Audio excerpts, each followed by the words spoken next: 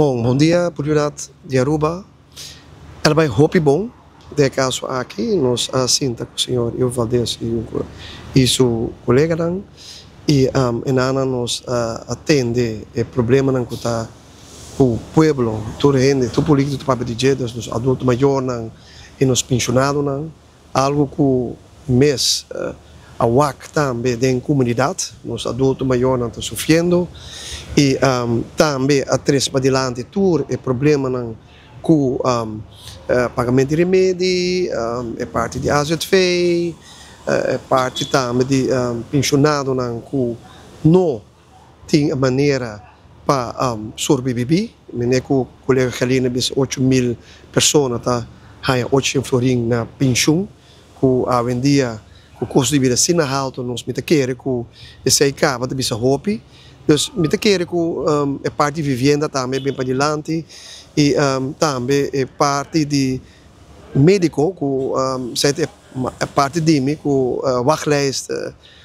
para chegar num especialista de 3 para 4 lunas, tem hora 6 lunas, algo que me está consciente de que a trobe me deve ser saque no por plaga uma pessoa 3 para 6 lunas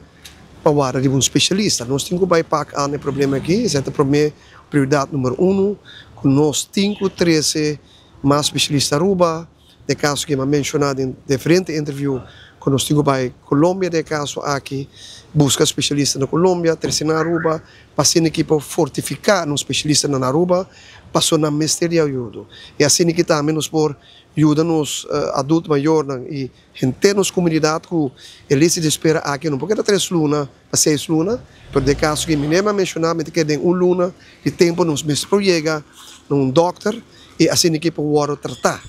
E esse aí me quer que o focus de nosso partido futuro que prioridade é mestre vir para a mesa e também a prioridade número 2 da parte de remédio para os adultos maiores, mestre bem back também, e a trobe, me vou mencionar como mestre, verdade, mas vai ser da cultura e stakeholders, com as e tudo gente na mesa para chegar a compromisso para com esse. E também é parte de minha colega Helena disse que nós temos que reparar tudo slag mestre bem back e também a lo largo a parte financeira e portar no futuro também pensão para organizar. Mas essa é tanta coisa que ora você sinta, se não sai autoridade para dentro do governo, no caso do parlamento e governo, eu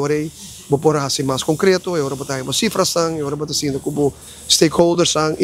pero seguro, é adulto maior e pensionado, seguro tem ouvido se cá nos partidos do futuro.